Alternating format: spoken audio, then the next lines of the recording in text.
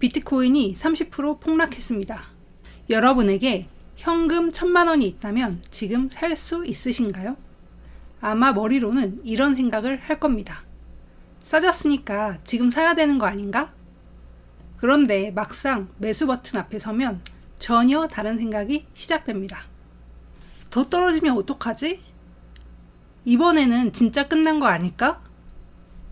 반대로 비트코인이 연일 신고가를 기록합니다. 주변에서는 누가 몇 배를 벌었다는 이야기가 들리고 뉴스에서는 비트코인 상승 이야기가 쏟아집니다.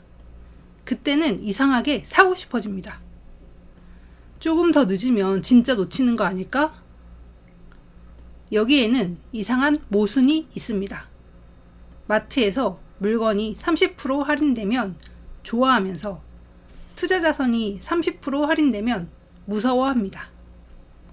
반대로 물건 가격이 2배가 되면 사기 싫어지는데 자산 가격이 2배가 되면 사고 싶어집니다. 왜 그럴까요? 어쩌면 여러분의 투자 실력이 부족해서가 아닐지도 모릅니다. 애초에 인간의 뇌가 투자에 적합하게 만들어진 것이 아니기 때문입니다. 오늘은 다니엘 커너먼의 생각에 관한 생각에서 다루는 인간의 판단과 편향을 바탕으로 왜 우리는 떨어질 때 사고 오를 때 파는 단순한 행동조차 어려워하는지 살펴보겠습니다. 그리고 마지막에는 인간의 본성을 의지로 이겨내려고 하는 대신 그 본성이 투자에 개입하기 어렵게 만드는 방법, 바로 DCA, 적립식 투자 시스템을 실제로 어떻게 설계할 것인지 이야기해 보겠습니다. 첫 번째, 인간은 돈을 잃는 고통에 유난히 민감하다. 100만 원을 벌었다고 상상해 보겠습니다. 기분이 좋습니다. 그런데 이번에는 100만 원을 잃었다고 생각해 보겠습니다. 어떤 느낌이 더 강할까요? 많은 사람에게는 같은 100만 원이어도 잃었을 때의 충격이 더 크게 다가옵니다. 행동 경제학에서는 이런 현상을 손실 회피라고 설명합니다. 다니엘 카너먼은 아모스 트버스키와 함께 사람들이 불확실성 속에서 언제나 냉정한 계산기처럼 판단하지 않는다는 사실을 연구했습니다. 우리는 절대적인 숫자만 보는 게 아니라 내가 가진 기준점에서 얼마나 얻었고 얼마나 잃었는지에 민감하게 반응합니다. 그래서 투자에 문제가 생깁니다. 비트코인을 1억 원어치 샀는데 평가 금액이 7천만 원이 됐다고 해보겠습니다. 화면에 찍힌 마이너스 3천만 원은 단순한 숫자가 아닙니다. 내 판단이 틀렸을지도 몰라. 더 잃을지도 몰라. 지금 당장이라도 도망가야 되는 거 아닌가? 이런 감정이 따라붙습니다. 실제로 금융 의사결정을 연구한 뇌과학 연구에서도 손실 회피는 편도체, 선조체, 전전두피질 등을 포함한 여러 신경계의 반응과 관련되어 나타납니다. 그러니까 하락장에서 공포를 느끼는 것 자체는 이상한 일이 아닙니다. 문제는 그 감정에게 매수와 매도 버튼까지 맡기는 것입니다. 투자자는 가격과 싸우고 있다고 생각하지만 실제로는 자신의 뇌와 싸우고 있을지 모릅니다. 두 번째, 우리는 생각보다 시장을 깊게 생각하지 않는다. 카너먼은 인간의 사고를 설명하기 위해 흔히 시스템 1과 시스템 2라는 구분을 사용합니다. 시스템 1은 빠릅니다. 자동적이고 직관적입니다. 위험해. 지금 사야 해. 도망가. 반면 시스템 2는 느립니다. 계산하고 비교하고 계획합니다. 내 투자 기간은 10년이다. 이번 하락장이 내 장기 가설을 바꾸는가? 처음 세운 자산 배분 원칙에 변화가 필요한가? 문제는 시장이 급격하게 움직일수록 시스템 1이 끼어들기 쉬워진다는 것입니다. 비트코인이 하루 만에 10% 급락했습니다. 휴대폰 속에는 속보가 뜹니다. 커뮤니티에서는 끝났다는 글이 올라옵니다. 유튜브에서는 충격적인 썸네일이 쏟아집니다. 이때 여러분 머릿속 시스템 2가 차분하게 장기 기대 수익과 위험을 계산하고 있을까요? 쉽지 않습니다. 반대로 시장이 계속 오르면 시스템 1은 다른 신호를 보냅니다. 남들은 돈 벌고 있는데 너만 뭐 하고 있어? 이게 포모입니다. 결국 공포장에서 팔고 탐욕장에서는 사는 행동은 서로 반대처럼 보이지만 그 뿌리는 같습니다. 현재 느끼는 감정을 미래까지 이어질 현실이라고 착각하는 것. 그래서 투자에 중요한 것은 감정을 없애는 것이 아닙니다. 감정이 투자 결정을 내리지 못하도록 구조를 만드는 것입니다. 세 번째, 그래서 투자에서는 의지보다 시스템이 강하다. 여기서 질문을 하나 해보겠습니다. 폭락장이 왔을 때 여러분은 이렇게 말할 수 있을까요? 좋아. 공포에 흔들리지 않고 계획대로 사자. 말은 쉽습니다. 하지만 실제 계좌에서 몇 달치 월급이 사라지는 모습을 보고도 같은 행동을 반복하는 것은 전혀 다른 문제입니다. 그래서 저는 투자에서 의지만 믿는 전략은 위험하다고 생각합니다. 대신 결정해야 하는 횟수 자체를 줄여야 합니다. 여기서 DCA가 등장합니다. DCA, 적립식 투자란 복잡한 전략이 아닙니다. 가격과 관계없이 정해진 시점마다 일정한 금액을 투자하는 방식입니다. 예를 들어 매달 월급 다음 날 50만 원을 비트코인에 투자한다고 정했다고 해보겠습니다. 비트코인이 오르든 떨어지든 50만 원. 뉴스에서 폭락이라고 하든 폭등이라고 하든 50만 원. 사람들이 비트코인은 끝났다고 해도 50만 원. 이번에는 2억 간다고 해도 50만 원. 그러면 가격이 높을 때는 같은 돈으로 적은 수량을 사고 가격이 낮을 때는 더 많은 수량을 사게 됩니다. 하지만 여기서 더 중요한 것이 있습니다. 매번 시장을 예측해야 하는 부담을 줄일 수 있다는 겁니다. 오늘 살까? 내일 살까? 조정 오면 살까? 지금이 바닥일까? 이 질문을 매달 반복하지 않아도 됩니다. 미래 가격을 맞히는 게임에서 내가 정한 규칙을 실행하는 게임으로 바꾸는 겁니다. 네 번째, DCA의 진짜 장점은 평균 단가보다 행동 관리에 있다. 많은 사람들이 DCA를 이렇게 이해합니다. 싸게 많이 사고 비쌀 때 적게 사니까 좋은 거 아닌가? 맞습니다. 하지만 그것만 보면 DCA의 중요한 부분을 놓칩니다. DCA의 진짜 강점 중 하나는 인간이 매번 훌륭한 판단을 해야 할 필요를 줄이는 것입니다. 투자를 시작할 때는 누구나 장기 투자한다고 합니다. 그런데 20% 떨어지면 뉴스를 찾아봅니다. 30% 떨어지면 전문가 영상을 찾아봅니다.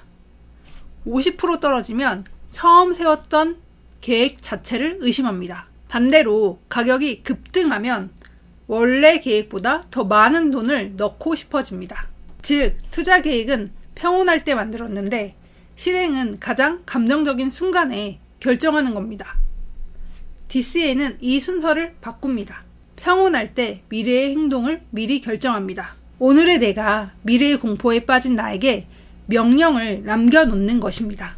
가격이 떨어져도 이만큼, 가격이 올라도 이만큼. 그래서 좋은 투자 시스템은 미래를 정확하게 맞히는 시스템이 아니라 미래의 내가 실수할 가능성을 줄이는 시스템이어야 합니다.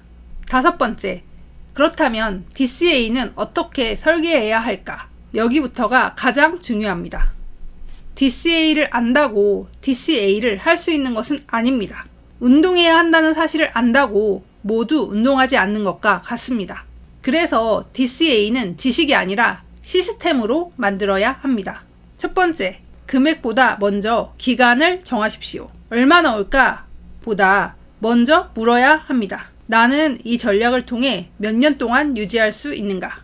1년, 5년, 10년? 기간이 정해져야 감당 가능한 금액도 보입니다. 두 번째, 생활비와 투자금을 완전히 분리하십시오. 급할 때 필요한 돈까지 투자하면 폭락장에서는 여러분에게 선택권이 없습니다. 폭락장에서 팔아야 합니다.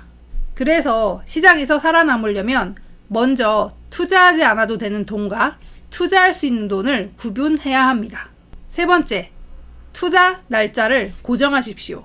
예를 들어 매월 26일, 월급 다음 날, 매주 월요일. 중요한 것은 최고의 날짜를 찾는 게 아닙니다. 매번 날짜를 고민하지 않도록 만드는 것입니다. 네 번째, 가능하다면 실행을 자동화하십시오. 투자하는 날마다 차트를 열고 매수 여부를 결정하면 이미 DCA의 장점을 상당 부분 버리는 겁니다. 이번 달은 너무 올랐으니까 쉬자. 이번 달은 더 떨어질 것 같으니까 기다리자. 그 순간부터 다시 예측 게임이 시작됩니다. 다섯 번째, 가격이 아니라 실행 여부를 기록하십시오. 이번 달 비트코인이 몇 % 올랐는지가 아니라 이번 달 계획을 지켰는가, 이것을 체크하는 겁니다. 12개월 동안 12번 투자하기로 했다면 성공 기준은 단기 수익률이 아니라 12번의 약속을 얼마나 지켰는지가 되는 겁니다. 이렇게 하면 시장의 통제권을 가져오는 게 아니라 내 행동의 통제권을 가져올 수 있습니다. 우리는 비트코인 가격을 통제할 수 없습니다. 미국 금리도 통제할 수 없습니다. 기관이 언제 매수할지도 모릅니다. 하지만 다음날 내가 얼마를 투자할지는 정할 수 있습니다. 그것이 시스템 투자입니다. 그런데 DCA에도 함정이 있습니다. 여기까지 들으면 이런 생각이 드실 수도 있습니다. 그러면 그냥 아무 자산이나 적립식으로 사면 되는 거겠네? 아닙니다. DCA는 나쁜 자산을 좋은 자산으로 바꾸는 마법이 아닙니다. 가격이 장기간 하락하는 자산을 계속 산다면 손실도 계속될 수 있습니다. 또 DCA가 모든 상황에서 일시 투자보다 높은 수익을 보장하는 것도 아닙니다. DCA의 핵심은 수익을 보장하는 데 있는 것이 아니라 타이밍을 반복해서 맞춰야 하는 부담과 감정적 판단을 줄이는 데 있습니다. 그래서 DCA를 하기 전에 먼저 질문해야 합니다. 나는 왜 이 자산을 장기간 보유하려 하는가? 그 답이 없다면 적립식 투자는 투자 전략이 아니라 단순한 반복 매수가 될 수도 있습니다. 비트코인 역시 마찬가지입니다. DCA를 시작하기 전에 비트코인의 변동성과 손실 가능성을 감당할 수 있는지, 그리고 장기 보유 가설이 무엇인지 스스로 설명할 수 있어야 합니다. 워렌 버핏에게 배워야 하는 것도 예측보다 원칙이다. 여기서 워렌 버핏 얘기를 해보겠습니다. 버핏을 보면 사람들은 종목을 고르는 능력부터 떠올립니다. 하지만 개인 투자자가 더 주목해야 할 부분은 다른 데 있습니다. 시장 분위기가 바뀔 때마다 자신의 원칙을 통째로 바꾸지 않는다는 것. 투자에서 가장 어려운 것은 좋은 원칙을 만드는 것보다 그 원칙을 시장의 소음 속에서 유지하는 것입니다. DCA 역시 같은 철학으로 볼 수 있습니다. 가격을 맞추는 능력을 키우는 대신 가격을 맞춰야만 성공하는 구조에서 빠져나오는 겁니다. 시장이 폭락하면 뇌는 말합니다. 팔아. 시장이 폭등하면 뇌는 말합니다. 더 사. 하지만 시스템은 말합니다. 원래 하던 대로 해. 장기 투자에서 필요한 것은 매 순간 천재적인 판단이 아니라 치명적인 실수를 피하면서 살아남는 것일 수 있습니다. 마지막, 투자에서 이겨야 할 상대는 시장만이 아닙니다. 여러분의 뇌는 놀라운 기관입니다. 위험을 빠르게 감지하고 변화에 적응하고 과거의 경험으로 미래를 판단합니다. 이 능력 덕분에 인간은 살아남았습니다. 하지만 투자 시장에서 그 능력이 때때로 우리를 방해합니다. 손실이 두려워 바닥에서 팔게 만들고, 남들이 돈 버는 모습에 조급해져서 고점에서 사게 만들고, 최근에 벌어진 일을 지나치게 중요하게 생각하게 만들고, 내 판단이 맞다는 정보만 찾아보게 합니다. 그렇다면 답은 뇌와 매일 싸우는 것이 아닐지도 모릅니다. 싸울 필요가 없는 시스템을 만드는 것. DCA의 본질도 여기에 있습니다. 여러분은 미래 가격을 알 수 없습니다. 다음 폭락이 언제 올지도 모릅니다. 다음 상승장이 언제 시작될지도 모릅니다. 하지만 정할 수 있는 것은 있습니다. 얼마를 투자할 것인가? 언제 투자할 것인가? 얼마나 오래 지속할 것인가? 그리고 어떤 상황에서 전략을 다시 검토할 것인가? 가격의 통제권은 시장에 있습니다. 하지만 행동의 통제권은 여러분에게 있습니다. 투자에서 가장 강력한 사람은 미래를 가장 잘 맞히는 사람이 아닐지도 모릅니다. 미래를 맞히지 못해도 살아남을 수 있는 시스템을 가진 사람일 수 있습니다.